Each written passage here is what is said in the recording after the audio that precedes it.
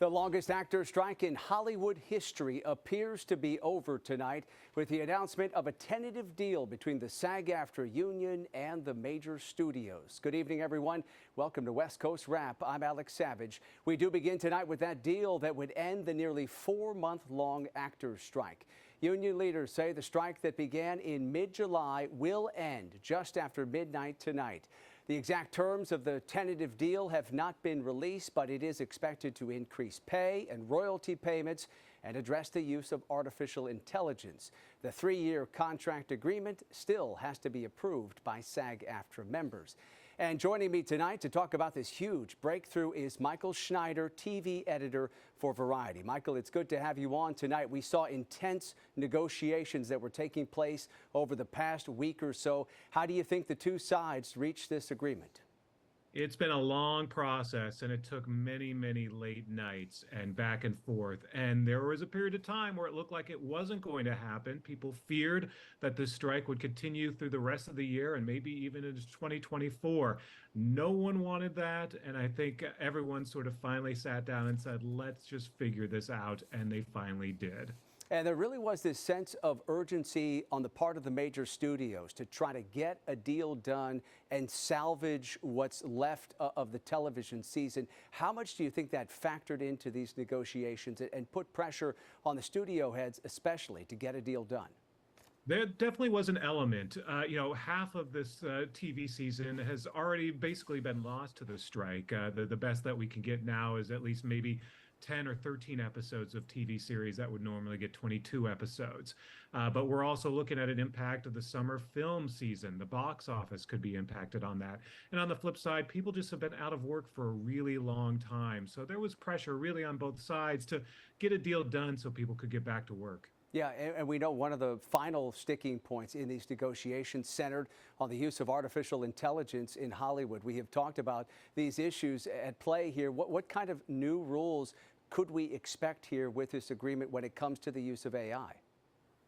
And that was a sticky one, and that became sort of priority number one for the actors in the end. I believe what they wanted were just more guardrails, basically an understanding that people's likenesses couldn't be utilized without their consent and without their compensation, and that was an important issue for SAG-AFTRA to address.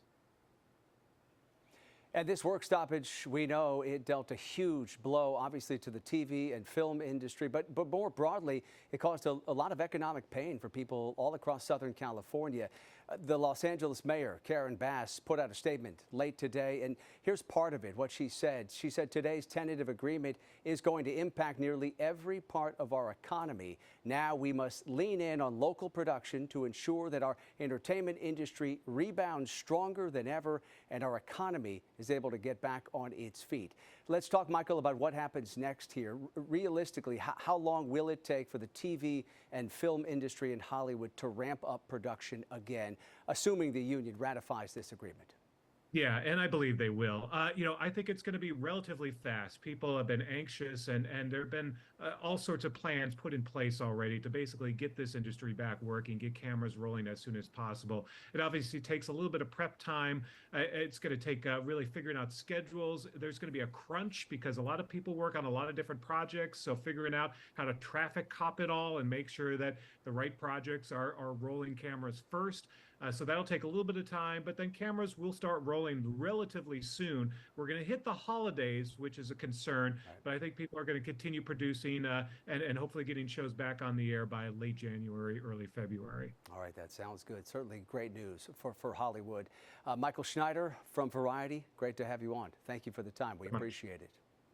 And we want to tell you there's been another breakthrough in an ongoing labor dispute we've been telling you about that has threatened to cripple Las Vegas casinos. Coming up in just a few minutes tonight, we'll have more on that agreement that may help to avoid a strike on the Vegas Strip. We turn now, though, to the dangerous fire conditions across parts of the West tonight. 70,000 households in Southern California could have their power turned off in the next few days because of the threat of wildfires. Fierce Santa Ana winds have prompted a red flag warning, and utility company Southern California Edison has warned customers their power may be turned off as a precaution to prevent electrical lines from sparking and causing a fire. KTVU meteorologist Mark Tamayo is tracking the conditions. Mark, how long do we expect these strong winds will stick around? Well, essentially into your Thursday, Alex. Over the past couple days, there's been a cooler weather system dropping into California, heading toward Southern California. That's going to help enhance that offshore wind flow. As we take a look here, this is kind of in general a fire danger forecast model, and the brighter the colors are, you can see the higher the fire danger is. So you can see up toward the Bay Area, we're not colored here, but down towards Southern California, we're kind of in the low end of the moderate to moderate to not extreme fire danger for tomorrow, but definitely those winds are boosting the fire danger. It's in fact strong enough. We have this for Thursday. All these areas in red, a red flag fire warning with winds going up about 40, maybe 45 to 50 miles an hour. And this is that dry wind we are concerned with, especially this time of year. Relative humidity with this dry wind out of the northeast could be coming down to the single digits. That's right around 8%. This will wipe away all the fog out there. This will bring a dry air mass in, and that'll boost the fire danger. Here's the forecast models and put this into motion, and into your Thursday, you can see those brighter colors linking up to some stronger wind. So this is that offshore wind we are concerned with as we head into your Thursday. Could be backing off, though, by Thursday afternoon and into Thursday night. And what's interesting, we're talking about increasing fire danger for tomorrow into next week. We're talking about increasing rainfall across a good portion of the West Coast, especially in California. We'll talk more about this with your full update coming up in a little bit. All right, we'll see you in a bit, Mark. Thank you. Today marks 5 years since the deadliest wildfire in California history. The campfire broke out in the small town of Paradise in Butte County. In the end, 85 people were killed and most of that town was destroyed. KTVU's Frank Malakote was in Paradise today for a ceremony to honor the lives lost and celebrate the progress made on rebuilding. 250 gathered at Paradise's community park, a chance to embrace the future and honor the 85 campfire victims with 85 seconds of silence. As we observe 85 seconds of silence, let us hold in our hearts the memories of those we lost. Let us remember their laughter, their kindness, the moments we share with them. Let us also remember the strength and resilience that has carried us through these challenging years. There has been some progress in Paradise. Nearly 3,000 new homes have been built, but the town is littered with tree stumps, foundations, and driveways to nowhere. But the heart of this community is still rock solid strong.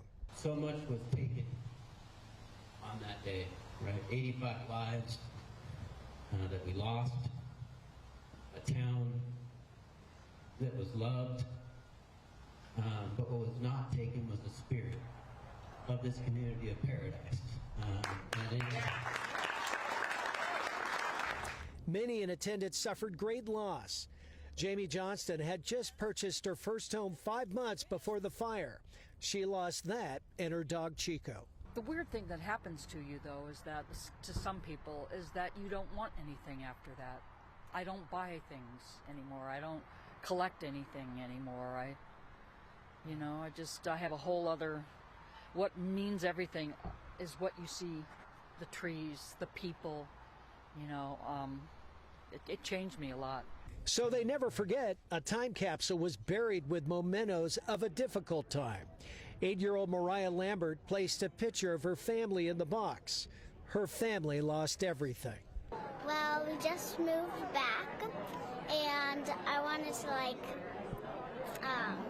just in 20 years, so if I have kids, then they could see the time capsule.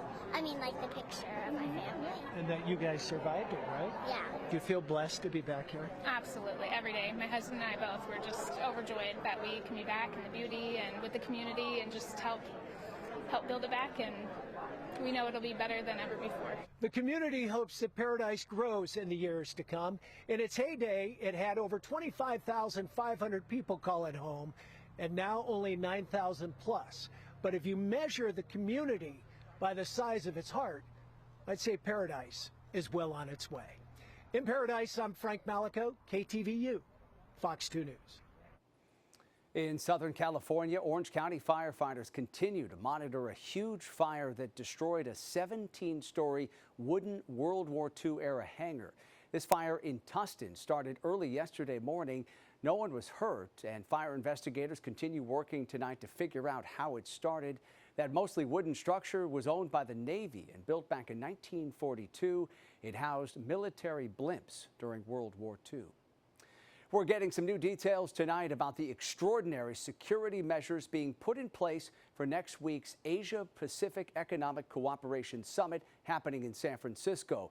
This event is going to draw leaders from all around the world, including President Biden and Chinese President Xi Jinping. Starting Monday night, officials say a perimeter will go up around the Fairmont Hotel, and that will remain in place through Saturday, November 18th. The Secret Service will also set up a secure zone around the Moscone Convention Center starting late Tuesday night. People who live or work in that area will be allowed into it, but only after a full security sweep and inspection. Additionally, in areas around the wharf, around the Pier 15 and 17, you'll see additional impacts on the day of Wednesday, November 15th, beginning at approximately 12 noon and lasting throughout the evening. The Embarcadero will be closed between Pier 9 and Pier 23 on that date from approximately 12 noon until 12 midnight. Those closures in San Francisco will last through November 18th. Authorities are also planning to shut down 2 lanes of the Bay Bridge, one in each direction, and that is likely to cause major traffic problems across the region. Coming up tonight on West Coast Wrap, the Los Angeles County Sheriff's Department is coping with a disturbing number of suicides within its own ranks just in the past few days. How the department is responding. Up next. Also, the new information in the case of the Colorado funeral home that illegally housed nearly 200 bodies. The announcement today from local law enforcement.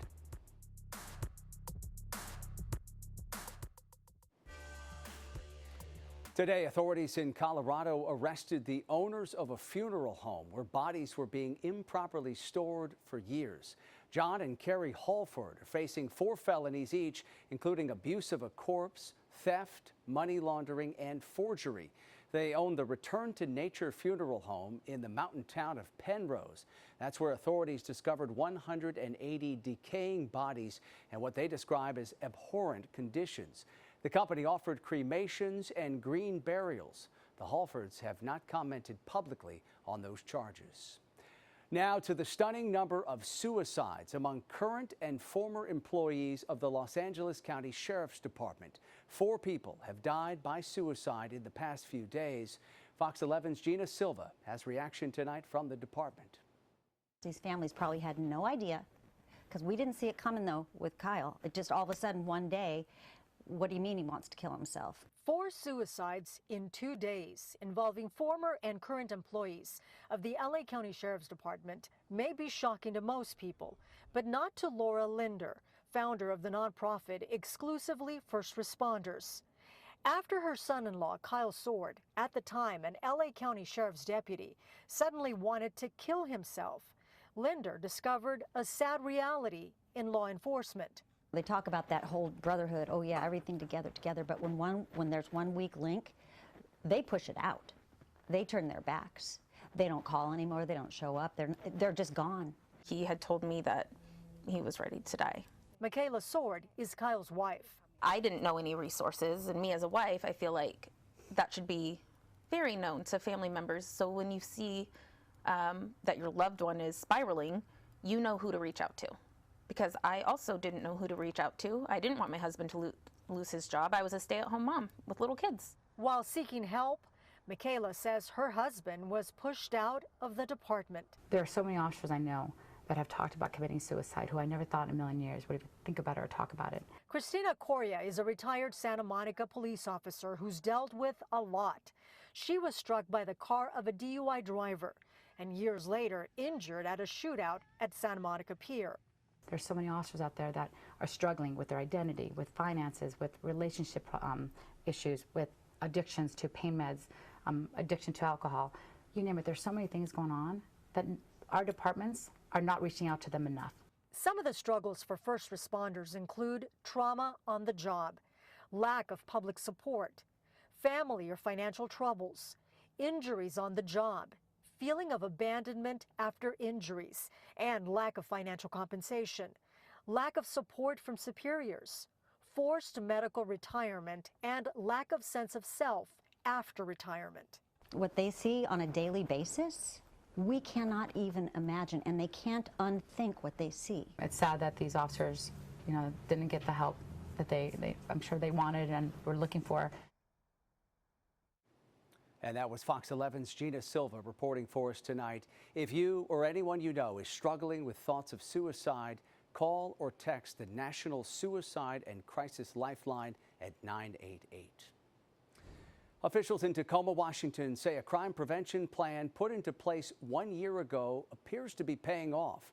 From July 2022 to June of this year, officers carried out hotspot patrols at locations with higher crime rates, and police say the method has been effective. New figures show violent crime went down about 26% across all those locations. Overall, the city of Tacoma saw a 17% reduction in violent crimes and a 26% reduction in homicides. And in the Bay Area, the San Jose Police Department announced that all of its homicide cases from last year have been solved. A 100% clearance rate is highly unusual, as the national average for police departments sits at 51%. Before this, San Jose's homicide solve rate had been hovering between 80 and 90%, and now it has the lowest homicide rate per capita of the nation's 50 largest cities. The department credits its solve rate in helping to deter crime. The San Jose Police Department says the jump to a 100% solve rate is a testimony to its work within the community to build trust. Those are relationships that the department says help them solve all 36 killings. I think that's very telling, not only of the expertise of our department investigators, but also the partnership that we have with our community members, who really do come forward and provide us with information and footage. So far this year, all but 2 of the city's homicides have been solved, and those 2 are actively under investigation.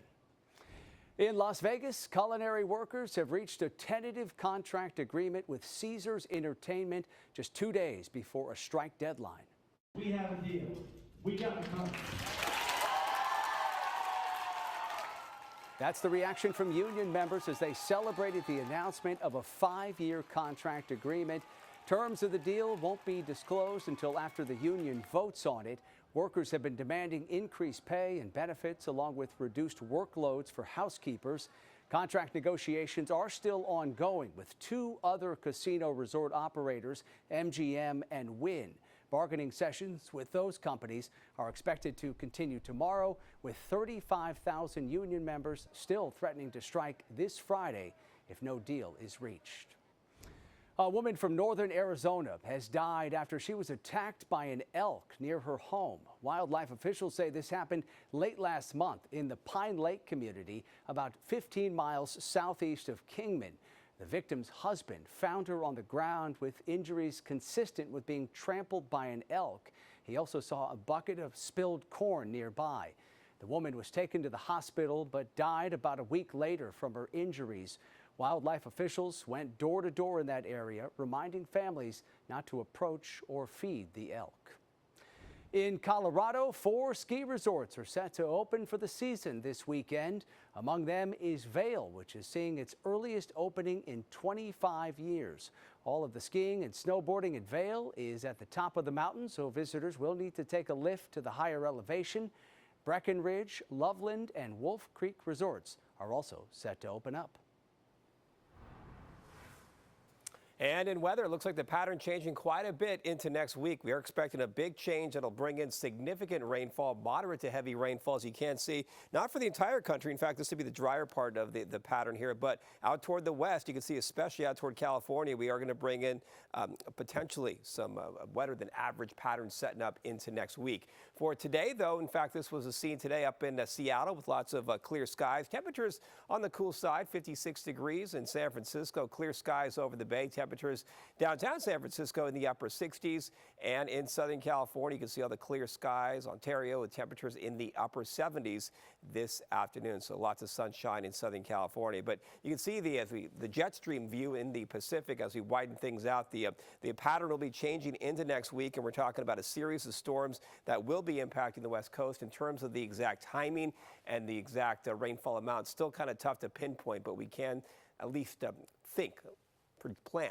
on some heavy rain back in the forecast into next week. Right now, though, we have lots of clear skies, as you can see up in the Pacific Northwest toward Eureka, in the Bay Area, and closer to Los Angeles as well. 71 in Palm Springs right now. You can see Eureka, though, the cool air is really settled up here, up toward Eureka, up towards Seattle and Spokane. Right now, only in the upper 30s. So here's the plan for tomorrow. There is another storm here that will target the Pacific Northwest with increasing rain chances throughout the day for both Portland and Seattle. More clouds in Northern California. The winds, we talked about the red flag fire warning in Southern California, but lots of sunshine, temperatures in the 70s, and lots of sunshine out toward Denver as well. So here is the thinking here with that incoming system with rain up in the Pacific Northwest. We will bring in some more clouds up in Northern California and also for San Francisco. You also notice out toward New Mexico, we could be talking about some rain showers developing throughout the day on Friday. So over the next 3 days, as you can see here, we bring in the rain cloud for tomorrow for Seattle, for San Francisco, more clouds. Down toward Southern California, looks like a nice quiet weather pattern, except we have those strong winds that'll increase the fire danger.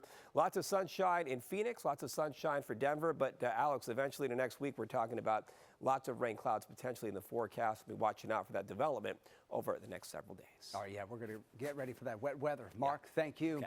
Up next tonight here on West Coast Wrap, a California middle schooler wins a prestigious scientific research prize, her invention that aims to save lives. Also, fans of In-N-Out Burger will soon have a new place to get their burgers, fries, and shakes. We'll tell you where the popular chain is about to set up shop.